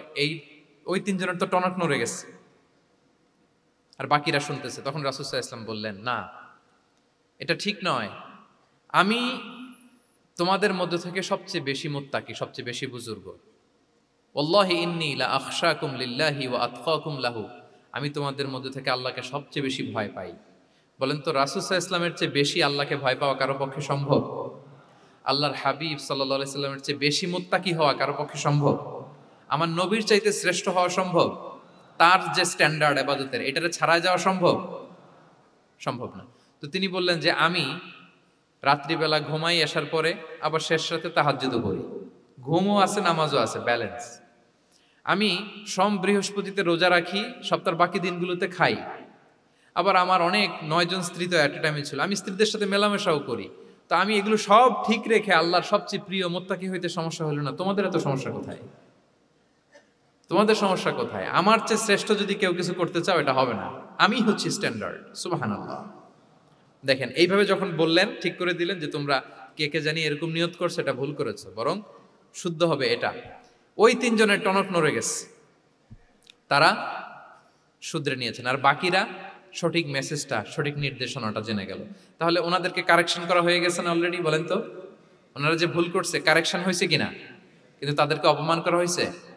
এই ভুলটা আমরা অনেক সময় করি, অন্যের সামনে, কখন নিজের ছেলেকে, নিজের স্ত্রীকে, বন্ধুকে, অন্যের সামনে এইভাবে আমরা যেন কারেক্ট না করি। কাউকে সংশোধন করতে চাইলে আল্লাহর হাবিব সাল্লাল্লাহু আলাইহি সাল্লামের দেখানো পথেই যেন আমরা সংশোধন করি। এটা হচ্ছে এই হাদিসের 1 নম্বর শিক্ষা। আরেকটা শিক্ষা হচ্ছে ব্যালেন্স লাইফস্টাইল, ব্যালেন্স অ্যাপ্রোচ আমরা জানলাম। অনেকে মনে করে, আমার পরিচিত কয়েকজন লোক আছে, আমি বলছি, তারা থামাইছে কিনা জানি না, আমার কাছে এসে শোনাইতেছে, হুজুর আমি সারা বছর রোজা রাখি। তো আমি বলছি, আপনারা বলছে কি সারা বছর রোজা রাখতে? সারা বছর তো রোজা রাখা নিষেধ, এটাকে সওমে বিসাল বলে, এটা নিষেধ। বরং সবচেয়ে বেশি যদি কেউ রাখতে চায়, রাসূল সাল্লাল্লাহু আলাইহি ওয়াসাল্লাম বলছে, তাহলে সওমুল্লাহি দাউদ, সিয়ামু দাউদ, দাউদ আলাইহিস সালামের রোজা, এর চেয়ে বেশি না। একদিন রাখবা, আরেকদিন ভাঙবা, একদিন রাখবা, আজকে রোজা রাখলে কালকে খাবেন, কালকে রাখবেন, এরপরের দিন রাখবেন, এরপরের দিন ভাঙবেন। এর চেয়ে বেশি রাখা যায় না। লাগাতার রোজা রাখা নিষেধ। লাগাতার 6 মাস, 5 মাস, সারা বছর অনেকে রোজা রাখে, এটা না জানার কারণে। তাহলে এই যে ইসলামের যে ব্যালেন্স লাইফস্টাইল, এটা আমরা জানলাম। কাউকে কিভাবে শুধরে দিতে হবে, কারেক্ট করতে হবে, কারেকশনের ওয়ে, এটা আমরা জানলাম। আরেকটা হচ্ছে ইসলাম যে the combination of material and spiritual life, এইটার একটা তথ্য আমরা জানলাম যে আপনার এই দুনিয়াও লাগবে, আপনার আখিরাতও লাগবে। আপনি সব ছেড়ে দিয়ে শুধু আল্লাহর রাস্তায় চলে গেলে ওইটা ইসলাম শিখায় নাই। ইসলাম যে আমাদেরকে ফরিয়াদ শিখায়, প্রার্থনা শিখায়, রব্বানা আতিনা ফিদ দুনিয়া হাসানা ওয়া ফিল আখিরাতি হাসানা ওয়া কিনা আযাবান নার। হে আল্লাহ, আপনি দুনিয়াতেও হাসানা দেন, আখিরাতেও হাসানা দেন। আগে চাইছি কোনটা, আখিরাত না দুনিয়া? রব্বানা আতিনা ফিল আখিরাতি হাসানা ওয়া ফিদ দুনিয়া হাসানা, এরকম নাকি রব্বানা ফিদ দুনিয়া হাসানা? দেখেন, দুনিয়াটা আগে, দুনিয়াটা আগে। সো ব্যালেন্স, এই ভারসাম্য রাখাটা, আমি আলোচনা শুরুই তো করেছি ওয়াসাতিয়া, মানে ভারসাম্যপূর্ণ। ইসলামের নেচারটা হচ্ছে ব্যালেন্সড অ্যাপ্রোচ। এটা আমরা এই হাদিস থেকে শিখতে পারি। আমাদের অনেকেরই এটাতে ঘাটতি আছে, অনেক জ্ঞানী, অনেক স্কলার, অনেক তার কিছু, কিন্তু তার মধ্যে ভারসাম্য এবং পরিমিতি বোধ নাই। পরিমিতি বোধ, ভারসাম্য, ব্যালেন্স লাইফস্টাইল, এটা অনেকে অ্যাডপ্ট করতে পারে না। এটা বছরের পর বছর সাধনা করতে হয়, অ্যাডপ্ট করে নিতে হয় নিজের সাথে। তাহলে 7 নাম্বার হচ্ছে, কাউকে শুধরে দিতে চাইলে আপনি কিভাবে শুধরে দিবেন, এটা আমরা জানলাম। তাকে সবার সামনে লজ্জা দিয়ে শুধরে দেওয়া যাবে? তাহলে কৌশলে তাকে শুধরে দিতে হবে। পারা যাবে তো ইনশাআল্লাহ? 8 নাম্বার হচ্ছে, এটা দায়ীদের জন্য অনেক বড় রিমাইন্ডার। সেটা হচ্ছে, আমরা যে দাওয়া দেই, এটা খেয়াল রাখতে হবে, আমি যা বলি ওটা সবার আগে অ্যাপ্লাই করতে হবে নিজের মধ্যে। আমরা অনেক সময় এটা করে ফেলি যে ভালো একটা হাদিস শুনলে, কোরআনের আয়াত শুনলে, একটা কিছু শুনলে মনে করি যে এগুলো এই সবার জন্য, মানে এটা বাদ, এখান থেকে শুরু, লাইনটা এখান থেকে শুরু, এইখান থেকে যারা আছে এই সবাই এগুলো পালন করবে, আমি এটার বাইরে। দেখুন, যার সাথেই কথা বলেন তার কোনো সমস্যা, তার দোষ, তার কিভাবে সেলফ ডেভেলপমেন্ট, আত্মোন্নয়ন, আত্মশুদ্ধি, শুদ্ধাচার, এগুলো নিয়ে কথা নাই। খালি বলি যে কি সমস্যা রে ভাই সমাজে, জানেন, শেষ হয়ে গেল দেশটা। তারপর রাজনীতিতে সমস্যা, সমাজে সমস্যা, হুজুরদের মধ্যে সমস্যা, ওদের মধ্যে সমস্যা, শুধু সমস্যা, মানে উনি সব জায়গায় সমস্যা দেখতে পায়। কিন্তু বেসিকলি আপনি যখন সমস্যা নিয়ে কথা বলবেন, সবার আগে খেয়াল করতে হবে যে ওই সমস্যায় আমি আক্রান্ত কিনা। আমরা কেন যেন অন্যকে কাঠগড়ায় দাঁড় করাতে বেশি পছন্দ করি, কিন্তু নিয়ম হচ্ছে নিজেকে বারবার কাঠগড়ায় দাঁড় করানো, যে আমি ঠিক করতেছি কিনা, আসলে আমার মধ্যে শুদ্ধাচার আছে কিনা, আমার লেনদেন ঠিক আছে কিনা, আমি আমার মধ্যে সততা আছে কিনা, do I live a decent life, আমি যা বলি আমি তা করি কিনা। এটা অনেক সময় আমরা ভুলে যাই। আমরা যা বলি সেটার জন্য আগে আমরা নিজে আমল করতে পারি। আল্লাহ তৌফিক দান করুন। আল্লাহ তাআলা বলছেন, ইয়া আইয়ুহাল্লাযীনা আমানু লিমা তাকুলুনা মা লা তাফআলুন, কেন তুমি সেটা বলো যেটা তুমি করো না, কেন সেটা বলো? সো আমরা যদি দাওয়া কাজ করতে চাই, আমি যে দাওয়াটা দিব বা নাসিহাত দিব বা বার্তাটা রাখবো, সবার আগে যেন এটা নিজের দিকে, ওই তীর তীর যেন নিজের দিকে থাকে, যে না এটা আগে তোমার জন্য, আগে তুমি পালন করো, পাশাপাশি এটা সবার জন্য, এটা যেন আমরা করি। আল্লাহর হাবিব সাল্লাল্লাহু আলাইহি ইসলামের জীবনে যদি আমরা দেখি তাহলে দেখবো উনি যা বলতেন ওটা নিজে আগে বেশি করতেন। আল্লাহু আকবার। উনি ইবাদতের কথা বলতেন, আল্লাহর সামনে নিজেকে সঁপে দেওয়ার কথা বলতেন। আর নিজেকে কিভাবে সঁপে দিতেন দেখেন, তিনি যখন দোয়া করতেন নিজেকে ছোট করতে করতে তিনি আল্লাহরে বলতেন, আল্লাহুম্মা ইন্নী আবদুক ওয়া ইবনু আবদিক ওয়া ইবনু আমাতিক নাসিয়াতি বিয়াদিক। হে আল্লাহ, আমি আপনার দাস। আল্লাহ, আমি দাসের ঘরের দাস, দাসীর ঘরের দাস। মানে আমার পিতা আব্দুল্লাহ আপনার দাস, আমার মা আমিনা আপনার দাসী। সো আমরা সবাই আপনার গোলামের ঘরের গোলাম। এর চেয়ে তুচ্ছ, ছোট, নগণ্য করে কি আর আল্লাহর সামনে নিজেকে পেশ করা যায় বলেন? এরপর তিনি বলতেন, নাসিয়াতি বিয়াদিক। আল্লাহ, আমার মাথার চুলের ঝুঁটি আপনার হাতের মুঠোয়। মাথার চুলের ঝুঁটি হাতের মুঠোয় মানে কি? আপনি ডানে টান দিলে আমি ডানে যেতে বাধ্য, আপনি বাঁয়ে টান দিলে মানে আমার আর কিছু নেই, আল্লাহ সব সঁপে দিলাম আপনার কাছে। কিভাবে নিজেকে তিনি সঁপে দিতেন? তাহাজ্জুদের সালাতে যখন রাতে দাঁড়াতেন, আম্মা জান আয়েশা রাদিয়াল্লাহু তাআলা আনহা বলেন, দাঁড়িয়ে থাকতে থাকতে পা দুইটা ফুলে যেত এরকম, হাত্তা তাতাফাত্তারা কদামা। খুব কষ্ট হতো আল্লাহ রাসূল সাল্লাল্লাহু আলাইহি ওয়াসাল্লামের। তো আম্মা জান আয়েশা বলতেন, ইয়া রাসূলুল্লাহ কদ গুফিরা লাকা মা তাকদ্দামা মিন যামবিকা ওয়া মা তাআখার। আল্লাহ তো বলেছেন আপনার সব গুনাহ মাফ, গুনাই তো নাই, তাও ঘোষণা সব গুনাহ মাফ। এত কষ্ট নিজের দেহের উপর নিজে কেন দেন? আল্লাহর হাবিব সাল্লাল্লাহু আলাইহি ওয়াসাল্লাম বলতেন, আফালা উহিব্বু আন আকুনা আবদান শাকুরা। হে আয়েশা, এটা ঠিক আল্লাহ আমাকে মর্যাদা দিয়েছেন, কিন্তু আমি কি শুকরগুজার বান্দা হতে চাইবো না?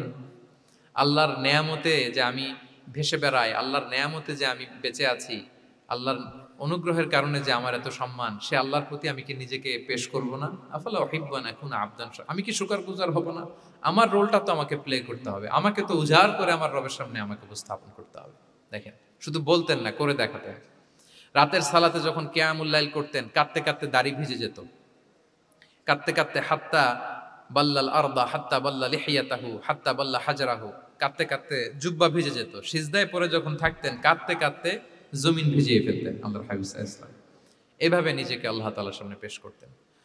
সো আমরা যারা দাওয়া অঙ্গনে কাজ করি, এটা খুব পিচ্ছিল পথ, এটা খুবই পিচ্ছিল। আমাদের খেয়াল রাখতে হবে যে আমি যা বলি এটা আমি করি কিনা। এটা দায়ীদের জন্য চ্যালেঞ্জিং। সে নিজে একটা ডিসেন্ট লাইফ লিড করা, তার নিজের মধ্যে সততা থাকা, নৈতিকতা থাকা, মোরালিটি, এথিক্স, ভ্যালিউজ নিয়ে যে আমরা বলি, ওই ভ্যালিউজের প্র্যাকটিস যেন আমাদের মধ্যে থাকে। আল্লাহ তাআলা আমাদেরকে তৌফিক দান করুক, আমরা পড়ি আমিন।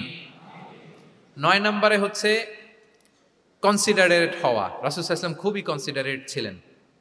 এটা খুব গুরুত্বপূর্ণ, খেয়াল করে শুনুন। কনসিডারেট মানে খুব উচ্চ বিবেকবোধ সম্পন্ন ব্যক্তিত্ব, খুব বিবেকবোধ সম্পন্ন। আমাদের অনেকের মধ্যে এটা, আমাদের অনেকের সেন্স কাজ করে না। আল্লাহর হাবিব সাল্লাল্লাহু আলাইহি ওয়াসাল্লাম, he was a man of 6 senses. 6টা সেন্স ওনার কাজ করতো। সুবহানাল্লাহ, সুবহানাল্লাহ। কথা বলতেছেন, ওদিকে কি হচ্ছে, ওদিকে সব একসাথে এট এ গ্ল্যান্সে তিনি মেনটেন করতেন। সুবহানাল্লাহ বিহামদি। তো এই উচ্চ বিবেকবোধ সম্পন্ন হইতে হবে দায়ীদের। রাসূল সাল্লাল্লাহু আলাইহি ওয়াসাল্লাম একবার নামাজ পড়াচ্ছেন, পিছনে বাচ্চার কান্নার আওয়াজ, নামাজ ছোট করে দিয়েছেন, একেবারে ছোট, শর্ট করে সিজদা, রুকু, মানে যতটুকু না হলেই না, অতটুকু করে নামাজ শেষ। জিজ্ঞেস করা হলো কেন? বললেন যে আমি দেখলাম একটা ছোট বাচ্চা কাঁদছে, এই বাচ্চার মায়ের বোধহয় খুব কষ্ট হয়ে যাচ্ছে পেছনে, বাচ্চাটাকে সামলাতে মহিলাদের প্রেয়ার হলে মাটার বোধহয় খুব কষ্ট হচ্ছে, এজন্য আমি নামাজটা একটু শর্ট করে দিয়েছি। সুবহানাল্লাহ। আমরা নামাজে দাঁড়ালে দিন দুনিয়ার হুঁশ নেই, কি হচ্ছে না হচ্ছে না। আপনার সব খেয়াল রাখতে হবে, কি হচ্ছে। You are a leader, you are a দাঈ, আপনাকে এটা খেয়াল রাখতে হবে। রাসূল সাল্লাল্লাহু আলাইহি ওয়াসাল্লাম এরকম উচ্চ বিবেকবোধ সম্পন্ন লোক ছিলেন। মুআয ইবনে জাবালকে এক জায়গার মদিনার পাশেই ইমাম করে পাঠালেন, ইমাম। তো ওই এলাকার মুসল্লিরা ছিলেন শ্রমজীবী। কি জীবী? শ্রমজীবী। ওনারা উট দিয়ে পানি নিয়ে খেজুর গাছে পানি সেচ দিত, তারা খুব কষ্ট করে সারাদিন। তো উনি মাগরিবের নামাজে একদিন নামাজ শুরু করলেন, আল্লাহু আকবার বলে সূরা ফাতিহার পরে উনি সূরা বাকারা শুরু করলেন। কোন সূরা? কোরআনের সবচাইতে ছোট সূরা নাকি? হ্যাঁ, আয়াত কত? সবচাইতে বড় সূরা। তো উনি হয়তো একটা খুব মানে চিল মুডে আছেন, একটা খুব ভালো মুডে আছেন, এবাদতের একটা মুডে আছেন। উনার আবেগ থেকে উনি হয়তো সূরা বাকারা শুরু করে দিয়েছেন, তেলাওয়াত করে করে মজা পাচ্ছেন, করতেছেন। কিন্তু পিছনে মুসল্লিরা হচ্ছে শ্রমজীবী, সারাদিন খেতে খামারে খেজুর বাগানে কাজ করে ওনারা নামাজ পড়তেছেন। একদল তো নামাজ ছেড়ে দিছে, ছেড়ে দিয়ে নিজেরা নামাজ পড়ে আল্লাহর হাবিব সাল্লাল্লাহু আলাইহি ওয়াসাল্লামের কাছে যে বিচার দিলেন যে ইয়া রাসূলুল্লাহ দেখেন এমন একজনকে ইমাম হিসেবে পাঠালেন উনি মাগরিবের নামাজ শুরু করছে সূরা বাকারা দিয়ে। আমরা হচ্ছে শ্রমজীবী মানুষ, আমরা কি পারি এত সময় দাঁড়িয়ে থাকতে? রাসূল সাল্লাল্লাহু আলাইহি ওয়াসাল্লাম খুব রেগে গেলেন, খুব। মুআয ইবনে জাবাল রাদিয়াল্লাহু তাআলা আনহুকে ডেকে পাঠালেন, ডেকে কি শব্দ ইউজ করছে জানেন? উনি বললেন আফাত্তানুন আনতা ইয়া মুআয, ফাত্তান মানে ফিতনাবাজ। হে মুআয তুমি কি সমাজে ফিতনা ছড়াচ্ছ? তোমাকে পাঠালাম সেখানকার ইউনিটি ধরে রাখতে, ইমাম হয়ে নামাজ পড়াবা, তালিম দিবা। আফাত্তান আনতা ইয়া মুআয, তুমি ফিতনা ছড়াচ্ছ? তুমি কেন সাব্বিহ ইসমা রাব্বিকাল আলা তোমার মুখস্থ নাই? ওয়াশ শামসি ওয়া দুহাহা মুখস্থ নাই? হাদিসে দুইটা সূরার কথা যে এই সাইজের সূরাগুলো পারো না, তুমি এগুলো দিয়ে নামাজ পড়াবা যাতে ওদের কষ্ট না হয়। ওরা তো শ্রমজীবী সাহাবী, ওদের দিকে তো তোমার খেয়াল রাখতে হবে, কনসিডারেট হতে হবে। সুবহানাল্লাহ ওয়া বিহামদিহি। দেখেন রাসূল সাল্লাল্লাহু আলাইহি ওয়াসাল্লাম ইমামকে এনে শাসন করলেন, বুঝিয়ে বললেন যে না, তোমাকে ছোট ছোট সূরায় নামাজ পড়াতে হবে যাতে করে কষ্ট না হয়। এবং রাসূল সাল্লাল্লাহু আলাইহি ওয়াসাল্লাম কাউকে কোনো দায়িত্ব দিয়ে কাজে পাঠালে ওনার বিখ্যাত একটা বাণী তিনি বলে দিতেন। আমার ভেরিফাইড যে ফেসবুক পেজের কভার ফটোতে দেখবেন এই হাদিসটা দেয়া। সেটা হচ্ছে তিনি কাউকে কোনো দায়িত্ব দিয়ে পাঠালে তিনি বলতেন বাশশিরু ওয়ালা তুনাফফিরু ইয়াসসিরু ওয়ালা তুআসসিরু, মানে তোমরা মানুষকে সুসংবাদ দিও, মানুষকে দিন থেকে ভাগিও না, দিনকে সহজ করে উপস্থাপন করো, দিনকে জটিল করে মানুষের সামনে উপস্থাপন করুন। আমরা এটা ভুল করি, এত কঠিন ভাবে উপস্থাপন করি, ভাবে যে কঠিন করে উপস্থাপন করতে পারলেই বোধহয় ওনার ক্রেডিট। এরকম একটা মানসিকতা অনেকের আছে। কোনো মুফতি যদি এমন কোনো ফতুয়া দেয় যেটা সমাজের অধিকাংশ মুসলিম চেষ্টা করেও মানতে পারতেছে না, কঠিন হয়ে যাচ্ছে, তার মানে something is missing in the ফতোয়া, something is missing in the legal opinion, and the মুফতি should revise the issue again and again. তাকে আরও মুফতিদের সাথে রিভাইজ করতে হবে, আরও কিভাবে জীবন ঘনিষ্ঠ করে মাসালাটা দেয়া যায় তাকে এটা ভাবতে হবে। কারণ আল্লাহ দিনের মধ্যে জটিলতা রাখেননি, কাঠিন্যতা রাখেননি। আমরা দিনকে কঠিনভাবে মানুষের কাছে উপস্থাপন করি, মানুষকে ভয় দেখাই, আমরা হতাশ করি, দিন থেকে ভাগাই। রাসূল সাল্লাল্লাহু আলাইহি ওয়াসাল্লাম বলেছেন খবরদার দিন থেকে ভাগিও না, সহজ করে মানুষের কাছে উপস্থাপন করো, দিনকে জটিল করে মানুষের কাছে উপস্থাপন করবে না। তো তাহলে কনসিডারেট ছিলেন রাসূল সাল্লাল্লাহু আলাইহি ওয়াসাল্লাম, খুব উচ্চ বিবেক বোধ সম্পন্ন ব্যক্তি ছিলেন। একবার মাগরিবের সালাতে অথবা এশার সালাতে হাদিসে এসেছে যে ইহদা সলাতাইল ইশা মানে মাগরিব অথবা এশায় হাসান হুসাইন রাদিয়াল্লাহু তাআলা আনহুমাকে নিয়ে তিনি নামাজে গেলেন। নামাজের এক পর্যায়ে সেজদারত অবস্থায় ওনার নাতি হাসান রাদিয়াল্লাহু তাআলা আনহু ওনার কাঁধের উপরে চেপে বসলেন, দীর্ঘ সেজদা দিলেন। এরপর যখন নামাজ শেষ করলেন সাহাবারা বললেন ইয়া রাসূলুল্লাহ এত লম্বা সেজদা দিতে তো কখনো দেখি নাই, নামাজে কি অসুস্থ হয়ে গেলেন নাকি, অথবা নামাজ চলা অবস্থায় কি কোরআনের আয়াত নাজিল হলো নাকি? রাসূল সাল্লাল্লাহু আলাইহি ওয়াসাল্লাম বললেন কুল্লু যালিকা লাম ইয়াকুন, একটাও না, বরং ওয়ালাকিন নাবনি ইরতাহালানি, আমার নাতি আমার কাঁধে উঠছিল। ফাকারিহতু আন উআজ্জিলাহু হাত্তা ইয়াকদিয়া হাজাতা, আমি সেজদায় উঠতে গেলেই তো ও যে খেলতেছে এটা ডিস্টার্ব হয়ে যাবে, সো ওর যতক্ষণ না ওর খেলা শেষ না হয় আমি একটু ওয়েট করতেছিলাম, তার খেলাধুলা শেষে তার সময় যখন হয়েছে নেমে গেছে আমি তখন সেজদা থেকে মাথা উঠিয়েছি। কি কনসিডারেট ছিলেন দেখেন, কি উচ্চ বিবেক বোধ সম্পন্ন, অন্যের যাতে কষ্ট না হয়, অন্যের যে কোনো কনসার্ন এগুলো সব তিনি খেয়াল রাখতেন। সো দাঈদের এরকম সিক্স সেন্সের অধিকারী হওয়ার চেষ্টা করতে হবে। আল্লাহ তাআলা আমাদেরকে তৌফিক দান করুন। কয়টা গেল? 9টা। আর একটা সর্বশেষ, এটা খুব গুরুত্বপূর্ণ, আপনাদের সাথে খুব রিলেভেন্ট। সেটা হচ্ছে প্রপার টাইমিং ফর দাওয়ার জন্য টাইমিংটা খুব গুরুত্বপূর্ণ। প্রপার টাইমে যদি দেন ওটা ক্লিক করবে, ওটা স্পার্ক করবে, আর যদি সময় মতো না হয় ওটা কাজ করবে না। প্রপার টাইমে প্রপার দাওয়াটা দিতে হয়, সঠিক সময়ের অপেক্ষা করা, যখন সেই সময়টা আসছে তখন দাওয়া দেওয়া। বুঝতে পেরেছেন না ব্যাপারটা? একটা ছোট্ট উদাহরণ দেই। এক ইহুদি কিশোর রাসূল সাল্লাল্লাহু আলাইহি ওয়াসাল্লামের খেদমত করতো। ইহুদি কিশোর, কোন ধর্মের কিশোর বলেন তো? ইহুদি কিশোর প্রায় আসতো রাসূল সাল্লাল্লাহু আলাইহি ওয়াসাল্লামের কাছে, আসতো রাসূল সাল্লাল্লাহু আলাইহি ওয়াসাল্লামের সেবা করতো, কিন্তু তাকে কখনো রাসূল সাল্লাল্লাহু আলাইহি ওয়াসাল্লাম দিনের দাওয়াত দেন নাই। ছেলেটা ইহুদি কিন্তু তার সামনে কখনো দিনের দাওয়াত তিনি দেন নাই।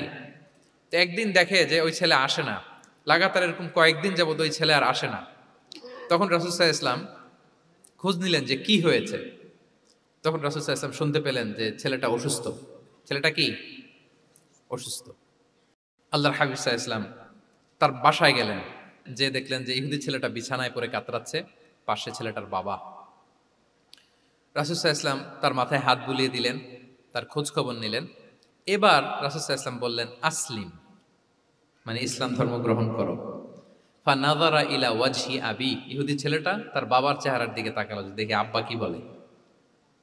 বাবা যেহেতু দাঁড়ায় আছে, ফানাযারা ইলা ওয়াজহি আবি, বাবার চেহারার দিকে মুমূর্ষু ছেলেটা বাবার চেহারার দিকে তাকালো। তো বাবা বলল আতি আবুল কাসিম, মানে আবুল কাসিম যা বলে তাই শোনো। রাসূল সাল্লাল্লাহু আলাইহি ওয়াসাল্লামের বড় ছেলের নাম ছিল কাসিম, ফলে ওনাকে আবুল কাসিম বলে মদিনাতে ডাকা হতো। আমাদেরও তো বড় ছেলে বা বড় মেয়ের নাম ধরে ডাকে না? ধরেন যে আপনার বড় ছেলের নাম আব্দুল্লাহ, তো আপনারা বলে আব্দুল্লাহর বাবা। রাসূল সাল্লাল্লাহু আলাইহি ওয়াসাল্লামকে মদিনায় বলা হতো কাসিমের বাবা। তো ছেলেটা যখন বাবার চেহারার দিকে তাকালো, বাবা বলল আতি আবুল কাসিম, তুমি আবুল কাসিমের অনুসরণ করো, যা বলে তাই শোনো। ছেলেটা তখন পড়তে আরম্ভ করলো আশহাদু আল্লা ইলাহা ইল্লাল্লাহ ওয়া আশহাদু আন্না মুহাম্মাদুর রাসূলুল্লাহ, মানে মুসলিম হয়ে গেল। রাসূল সাল্লাল্লাহু আলাইহি ওয়াসাল্লাম ইহুদিদের ঘর থেকে বের হয়ে আসলেন আর বললেন আলহামদুলিল্লাহিল্লাযী আনকাযাহু মিনান নার, বুখারীর বর্ণনা। প্রশংসা সে আল্লাহর, যে আল্লাহ এই ছেলেটিকে জাহান্নাম থেকে মুক্তি দিয়ে জান্নাতি বানিয়ে নিল। দেখেন রাসূল সাল্লাল্লাহু আলাইহি ওয়াসাল্লাম একটা প্রপার টাইমিং এর অপেক্ষা করতেছিলেন। এতদিন রাসূল সাল্লাল্লাহু আলাইহি ওয়াসাল্লামের ঘরে যে ইহুদি কিশোর খেদমত করে, কাজ করে দিয়ে আসে, একদিনও দাওয়াত দেয় না। রাসূল সাল্লাল্লাহু আলাইহি ওয়াসাল্লাম একটা ভালো সময় খুঁজতেছিলেন। শুরুতেই যদি দাওয়াত দেয়, ওই ছেলে আশাই বন্ধ করবে, ভাববে খাইছে, আমার তো ধর্মান্তরিত করতে চায়। ঠিক কিনা বলেন? যে আমার একটা ফেইথ আছে, সে তো আমার ফেইথ কেড়ে নিতে চায়, বা তার বাবাও ভয় পাবে। রাসূল সাল্লাল্লাহু আলাইহি ওয়াসাল্লাম যখন অনেকদিন তার সাথে মিশলেন, রাসূল সাল্লাল্লাহু আলাইহি ওয়াসাল্লামের ব্যক্তিত্ব, রাসূল সাল্লাল্লাহু আলাইহি ওয়াসাল্লামের কথা বার্তা, আচরণ, মানসিকতা সব দেখে যখন এই ইহুদি ছেলে তার বাবা ইমপ্রেসড, এবং ছেলেটা শুয়ে আছে বিছানায় মুমূর্ষ, এই প্রপার একটা টাইমিং এর অপেক্ষা রাসূল সাল্লাল্লাহু আলাইহি ওয়াসাল্লাম ছিলেন। যখনই সেই সময়টা এসেছে, রাসূল সাল্লাল্লাহু আলাইহি ওয়াসাল্লাম দাওয়াত দিলেন, মুহূর্তের মধ্যে ক্লিক। আল্লাহু আকবার। এই প্রপার টাইমিং এর অপেক্ষা আমাদেরকে করতে হবে।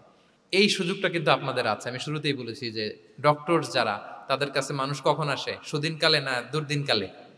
বলেন, তার বিপদ এর চেয়ে বড় বিপদ নাই। ক্যান্সার নিয়ে আসছে, ডায়াবেটিক্স নিয়ে আসছে, অসুস্থ, অসহায়, মানে ভাবখানা এমন, আপনি ছাড়া তার আর কোনো গতি নেই। ঠিক কিনা বলেন? এই প্রপার টাইমে যখন আপনি মনে করবেন যে now it's high time to give দাওয়া, জাস্ট ডু ইট। যখন মনে করবেন যে না এখন একটা সুন্দর সময়, এখন বললে এটা কাজে দিবে, ওই সময়টাকে আপনি কাজে লাগান। তাহলে দাওয়া মেথোডোলজি সর্বশেষ পয়েন্ট হচ্ছে প্রপার টাইমিং ফর দাওয়া। যখন দাওয়া দিলে কাজে লাগবে, ঠিক তখন দিতে হবে। কি পারা যাবে তো ইনশাআল্লাহ? আল্লাহ তাআলা আমাদের সবাইকে তৌফিক দান করুন। তাহলে প্রিয় ভাইয়েরা, আমি একটু রিভাইজ করি আপনাদের সাথে কি কি নিয়ে কথা বললাম। প্রথমে আমরা বলেছি যে আমাদের মধ্যমপন্থী হইতে হবে, বাড়াবাড়িও করা যাবে না, ছাড়াছাড়িও করা যাবে না। আমরা কোথায় থাকবো? মাঝামাঝি। এরপরে আমরা বললাম ওরাল দাওয়ার চেয়ে প্র্যাকটিক্যাল দাওয়া, লিভিং দায়ী হইতে পারলে ওটার ইফেক্ট অনেক বেশি। এরপর আমরা আল্লাহর হাবিব সাল্লাল্লাহু আলাইহি ওয়াসাল্লামের সিরা এবং সুন্নাহ থেকে 10টা মেথোডোলজি, দাওয়া মেথোডোলজি আলোচনা করেছি। তার প্রথমটা ছিল ভেরি সফট অ্যান্ড মাইল্ড, দাওয়া ল্যাঙ্গুয়েজটা সফট অ্যান্ড মাইল্ড হতে হবে। 2 নাম্বার, কোশ্চেন থ্রো করতে হবে অ্যাটেনশন ড্র করার জন্য। 3 নম্বরে, visual explanation to make the দাওয়া মোর ইফেক্টিভ অ্যান্ড প্রোডাক্টিভ। তারপরে 4 নাম্বার, গ্রাজুয়ালিটি, ধীরে ধীরে ধাপে ধাপে, একবারে সব চাপিয়ে দেওয়া যাবে না। 5 নম্বরে, ইমোশনাল ইন্টেলিজেন্স ইউজ করতে হবে। 6 নম্বরে, ফুল অফ লাভ, দাওয়া should be full of love. 7 নম্বরে, কাউকে শুধরে দিতে চাইলে লজ্জা দিয়ে অন্যের সামনে শুধরে দেওয়া যাবে না, রাসূল সাল্লাল্লাহু আলাইহি ওয়াসাল্লাম যেভাবে শিখিয়েছেন ওইভাবে কারেক্ট করতে হবে। 8 নম্বরে, দাওয়া should be applied in yourself, আগে নিজের মধ্যে। 9 নম্বরে, কনসিডারেট হইতে হবে, উচ্চ বিবেক বোধ সম্পন্ন। 10 নম্বরে, প্রপার টাইমিং, ঝোপ্প যে কোপ, বাংলা একটা কথা বলে না, কি বলে? ঝোপ্প যে, তার মানে সময় মতো, সময়ের 1/4, অসময়ের সময় মতো। যখন আপনি মনে করবেন it's high time to give দাওয়া, ডু ইট, এটা করেন। এইভাবে আল্লাহ রাসূল সাল্লাল্লাহু আলাইহি সাল্লামের দাওয়া মেথোডোলজি ফলো করে যদি আমরা দাওয়া কাজ করি, দাওয়াটা প্রোডাক্টিভ হবে এবং খুব ইফেক্টিভ হবে। আশা করি আল্লাহর হাবিব সাল্লাল্লাহু আলাইহি ইসলামের এই যে দাওয়া মেথোডোলজি এবং এটা কিভাবে আমাদের সাথে রেলেভেন্ট হতে পারে, কিভাবে এটাকে আমরা ইফেক্টিভ করতে পারি আর প্রোডাক্টিভ করতে পারি, এই ব্যাপারে আপনারা একটা মোটামুটি ধারণা পেয়েছেন। আল্লাহ তাআলা আমাদের সবাইকে কথাগুলো বুঝার ও আমল করার তৌফিক দান করুক। হাযা মা ইনদি ওয়াল ইলমু ইনদাল্লাহি আলাইহি তাওয়াক্কালতু ওয়া ইলাইহি উনীব। আসসালামু আলাইকুম ওয়া রাহমাতুল্লাহি ওয়া বারাকাতুহু।